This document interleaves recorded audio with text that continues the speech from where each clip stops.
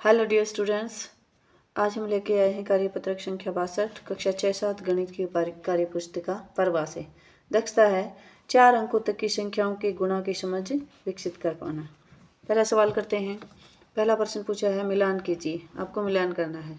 देखिए यहाँ दे रखा है 7 गुना 15 और इसको मिला है 105 गुना 1 से, इसको मिला रखा है। अगला मिलाते हैं 8 गुना 9, तो 8 गुना 9 कितने होते हैं? 72 होते हैं, इससे मिल जाएगा। और इधर 72 क्या होते हैं? 36 गुना 2 72 होते हैं, ठीक है, तो ये इससे मिल जाएगा। इस तरह से मिलान करेंगे। अगला दे रखा है 4 गुना 19, तो देखिए 19 चौके कितने होते हैं? 19 एक 19 19 दूनी 38 19 30 57 19 चौके 76, कितने होते हैं? 76, तो ये इससे मिल जाएगा। और इधर 76 क्या होते हैं? 38 दूनी 76 होते हैं, तो इसका मिलान इससे हो जाएगा। फिर है 75 तिये। अब 75 तिये कितने होते हैं? देखिए 75 तिये होते हैं 225, और यहाँ पे 225 क्या होते हैं? 25 में 225 होते हैं, तो इसका मिलान इससे हो जाएगा। और इधर ये दे रखा है 225, तो इसका इससे मिलान हो जाएगा। इस तरह से करेंगे। फिर है 15 चौके 60 होते हैं, तो इससे मिला देंगे। और इधर 60 कहाँ हो रहे हैं? ये 30 दूने 60, ठीक है। इस तरह से हम इनका मिलान करेंगे। प्रश्न संख्या 2 देखिए। प्रश्न संख्या 2 है रिक्त स्थानों की पूर्ति कीजिए। आपको खाली स्थान भरने हैं। किस तरह से? 15 गुना 110, तो 15 को 110 से गुणा करते हैं, तो पहले जितने जीरो है उनको लास्ट में जीरो में लगा देते हैं। एक जीरो है लगाया, फिर बच गई 11 और 15 इनकी गुणा करते हैं, तो देखिए 11 पंजे 55 जो है 5 हासिल हो गई हैं। 11 एकम 11, 11 और 5 16, ठीक है, आ गया 1650 आ गई इन दोनों की गुणा। अगला देखिए 90 को 1040 से गुणा करना है, तो पहले दो जितने जीरो हैं वो गिन करके लगा लेते हैं। यहाँ एक जीरो, यहाँ एक जीरो, तो 2 जीरो।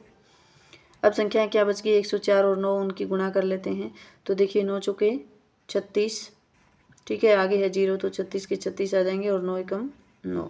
इस तरह से इनका गुणनफल ये आ जाएगा, ठीक है, 93,600। अगली करते हैं। देखिए एक शून्य है, तो सबसे पहले एक जीरो लगा लेंगे।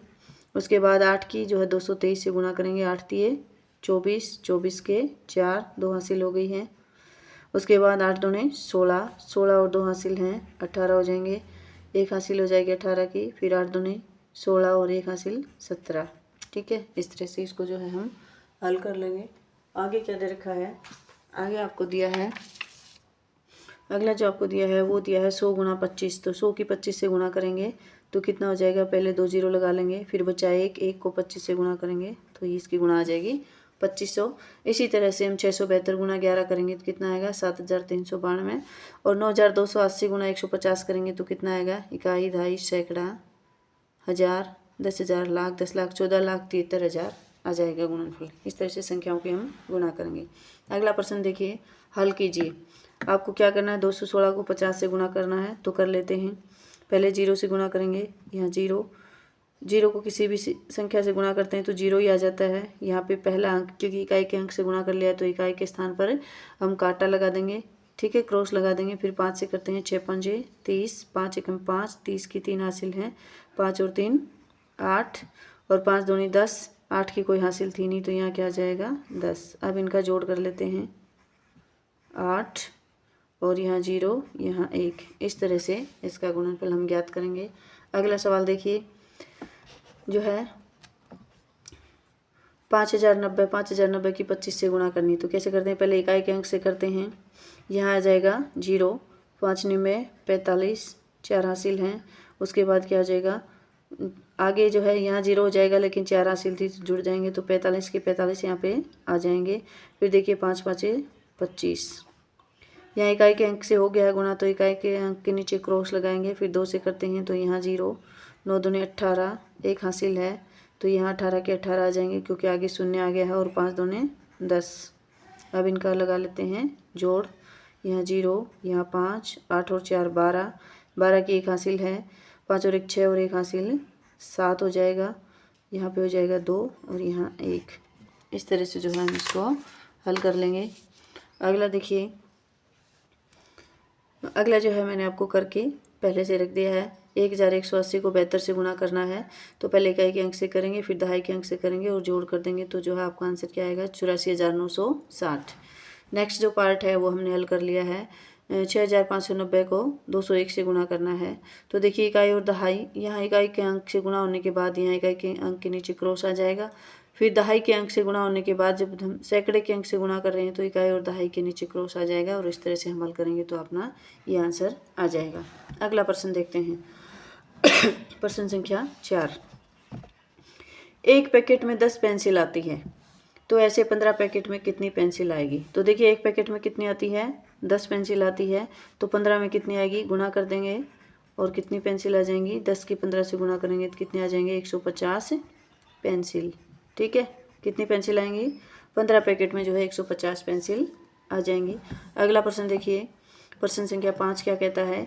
एक कुर्सी का मूल्य 999 रुपये है, तो ऐसे 125 कुर्सियों का मूल्य ज्ञात कीजिए। एक कुर्सी का मूल्य 999 है, तो 125 का ज़्यादा का पूछा है तो गुणा करेंगे, तो हम लिखेंगे एक कुर्सी का मूल्य बराबर 999 और 125 कुर्सियों का मूल्य 999 को 125 से गुणा करेंगे, और जब गुणा करेंगे तो जो है कितना आ जाएगा? अपना 1,24,875 रुपये आ जाएगा। अपना आखिरी जो प्रश्न है उसको पढ़ते हैं। क्या है? दे रखा है राजकीय प्राथमिक विद्यालय जसवंतगढ़ में 135 विद्यार्थी अध्ययनरत हैं। एक भामाशाह ने गणवेश यानी यूनिफॉर्म के लिए प्रति विद्यार्थी 725 रुपये दिए, तो बताइए भामाशाह ने कुल कितनी राशि दी? तो देखिए एक बच्चे के लिए कितनी राशि दी है? 725। टोटल बच्चे कितने? 135। गुणा कर देंगे तो एक विद्यार्थी के लिए 725 और 135 विद्यार्थियों के लिए कितनी? 725 गुणा 135, और जब गुणा करेंगे तो कितना आ जाएगा? 97,875 रुपये जो है उसने टोटल भामाशाह ने दान में दिए हैं। किस लिए? गणवेश के लिए। इस तरह से बच्चों अपना कार्यपत्रक संख्या 62 जो है, जो गुणा से संबंधित था, हमने कंप्लीट कर लिया है। कार्यपत्रक अगर अच्छा लगा हो तो लाइक कीजिए, कमेंट कीजिए। चैनल पर नए हैं तो जो है चैनल को सब्सक्राइब कीजिए और वीडियो को अपने दोस्तों के साथ शेयर ज़रूर कीजिए।